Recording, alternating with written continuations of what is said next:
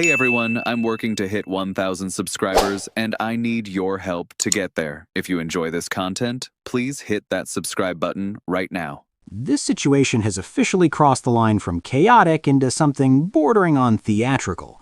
Because just when it felt like the Toronto Blue Jays needed a moment to breathe, another report drops and flips the board over entirely.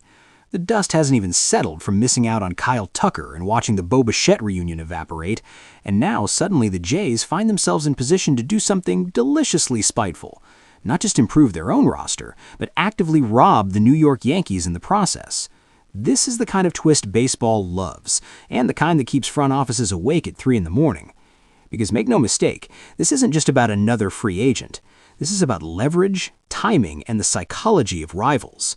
The name at the center of it all is Cody Bellinger, a player who divides opinion like few others, yet somehow keeps finding himself at the heart of massive market conversations. According to late-night reporting, the Blue Jays are right in the thick of it, alongside the Mets and the Giants, while the Yankees hover awkwardly, unsure whether to push or walk away. And if you're enjoying this madness as much as I am, take a second to like, share, and subscribe to the Blue Jays Report, because this offseason has turned into daily theater. What makes this particularly fascinating is context. We now know Toronto was willing to go to extraordinary lengths for Kyle Tucker, with reports confirming a 10-year, $350 million offer. That matters, because while Bellinger is not Tucker, the money that was psychologically earmarked for a superstar doesn't just vanish. It lingers, it tempts, and it opens the door to a move that might not look perfect on paper, but makes brutal sense in the standings. The Yankees, meanwhile, appear to be standing firm. Their reported offer sits around 5 years, while Bellinger's camp wants 6 or 7. It's a standoff built on principle, and those are the easiest ones to exploit. Because while New York debates value, Toronto can step in and ask a simpler question. What if this isn't just about what Cody Bellinger gives you, but what he takes away from them? On the surface, the reservations are obvious. The numbers aren't pristine. Since 2021, Bellinger's offensive production has hovered just above league average. Last season, he looked far more comfortable with the short porch in right field at Yankee Stadium than anywhere else, mashing it home and scuffling on the road. Paying $30 million a year for that profile feels uncomfortable, almost irresponsible. But baseball decisions are rarely made in a vacuum. Because when you zoom out, the fit starts to emerge. The Blue Jays still want another outfielder. They value defense obsessively. They are built to win tight, ugly games, and Bellinger remains one of the best defensive outfielders in the sport, capable of sliding between left field and center without complaint. He offers flexibility now and insurance later, especially with future uncertainty around the outfield beyond this season. There's also the psychological edge.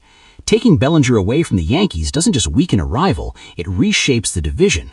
This is a player New York clearly wants back, a player who thrives against AL East pitching, and a player who has tormented Toronto often enough to leave scars. Turning that problem into your own asset has value beyond WAR and OPS. And then there's the gamble, because Cody Bellinger is a living reminder that ceilings still matter. This is a former MVP, a player who once looked like the future of the sport itself. The swing isn't broken beyond repair, the athleticism hasn't evaporated. The risk is real, but so's the upside, and contending teams rarely win titles by only choosing the safe option. Picture the lineup as it stands, already deep, already defensively sound, already supported by one of the strongest pitching staffs in baseball. Now imagine adding a left-handed bat with pedigree, even an imperfect one, and suddenly the margins get wider. You trade surplus elsewhere, shore up the bullpen, and the roster begins to feel complete in a way it didn't yesterday. This is why the conversation has shifted so quickly. Fans who scoffed at the idea days ago are talking themselves into it. Analysts are running the numbers and then glancing nervously at the standings. The Yankees are hesitating, and hesitation is deadly in this market. The offseason isn't over, not even close. The Blue Jays are still pushing, still probing, still looking for angles.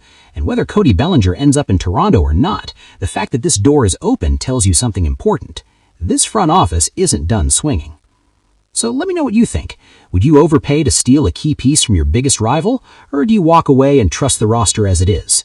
Drop your thoughts below, and make sure you're subscribed to the Blue Jays Report, because if this offseason has taught us anything, it's that the next twist is always just one report away.